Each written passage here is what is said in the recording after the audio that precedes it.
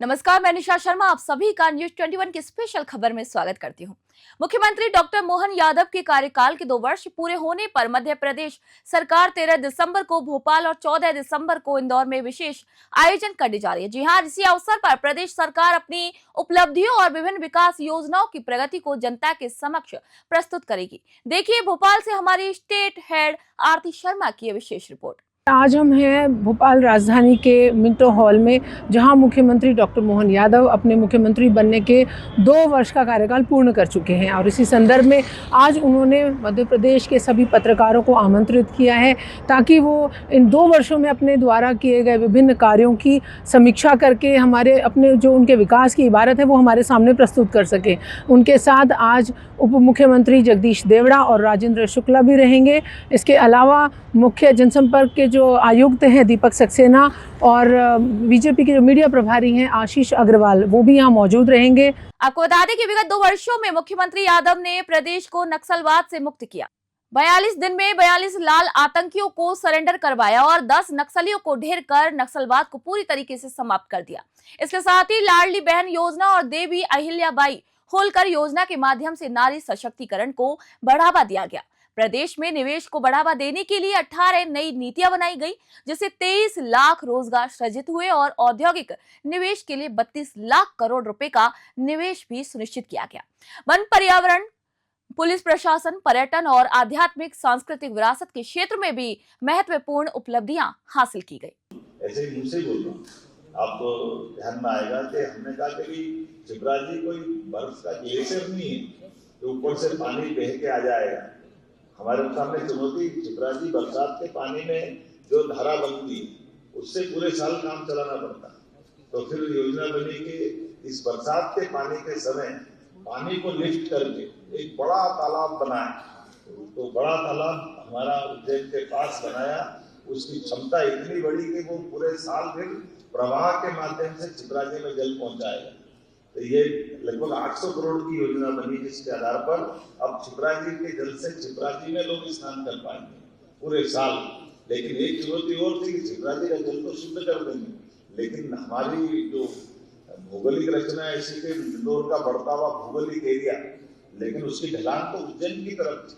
तो नर्मदा जी का पानी हो, छिपराजी का हो, गंभीर का हो, वो सब हमारा जिसको हम खान भी कहते हैं, कान भी कहते हैं, उस नदी के माध्यम से पूरा गंदा पानी इंदौर का सीवर का पानी उज्जैन आ जाता है। तो ऐसे में चुनौती ये थी कि पानी को शुद्ध कैसे रखें।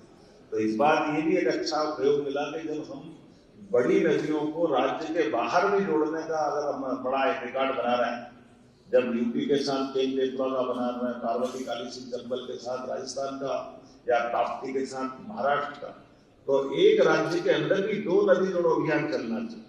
तो एक राज्य के अंदर गंभीर और खान नदी को जोड़ने का प्रोजेक्ट बना, जिसके कारण से उज्जैन से लगभग 15 किलोमीटर दूर पानी को शिफ्ट करके डाउन स्ट्रीम में गंभीर के ऊपर गंभीर का डैम बनेगा, नीचे गंभीर का पानी सूखी नदी में जाएगा।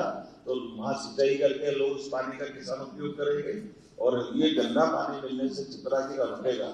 ये प्रोजेक्ट भी इसी के माध्यम से, मौका पड़ेगा तो पत्रकार साथियों आपको लेकर के दिखाएंगे कि अंडर डक्ट बन करके 50 किलोमीटर नीचे बड़ा ट्रक अंदर से चला जा, इतनी बड़ी टनल बनाना, उस टनल में नदी की धारा, ऊपर लोग खेती कर रहे हैं, किसानी कर रहे हैं, ऊपर खेती नॉर्मल चल रही, लेकिन नदी की धारा नीचे जा रही।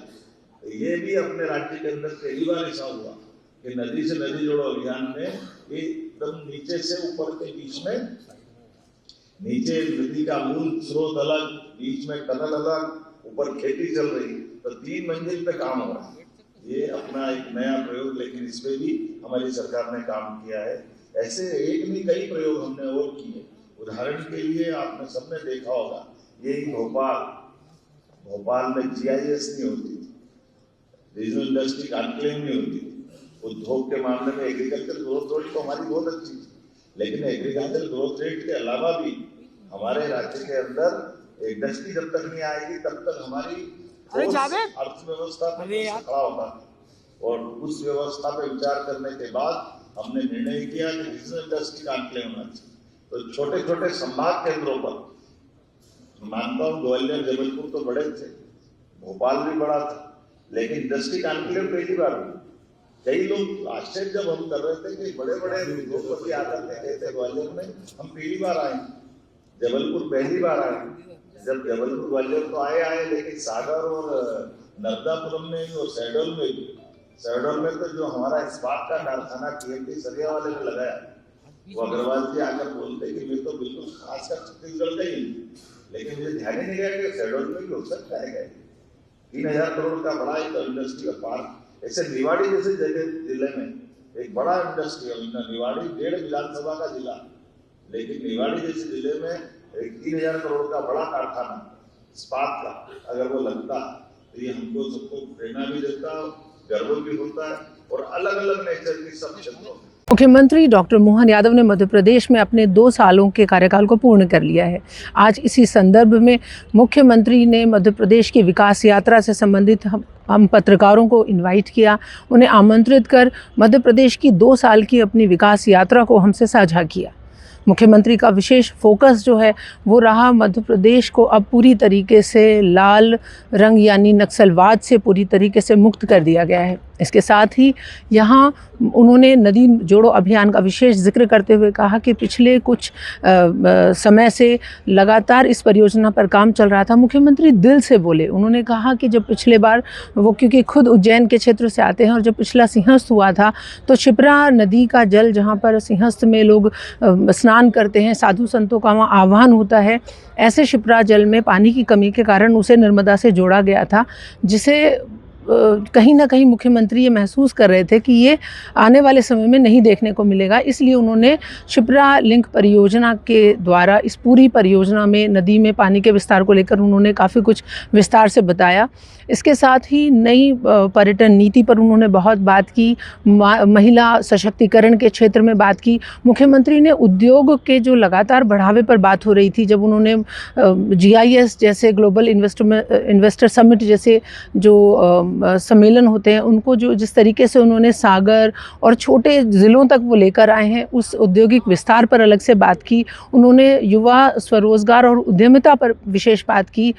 इन सारी बातचीत के बाद मुख्यमंत्री सब पत्रकारों से मिले, उनके साथ स्नेह भोज किया, और ये पूरा जो आज दिन भर का जो ये 2 साल की इबारत जो बताई गई है, इससे महसूस होता है कि मध्य प्रदेश एक नए विकास की ओर है। मैं आरती शर्मा, न्यूज़ 21 भोपाल।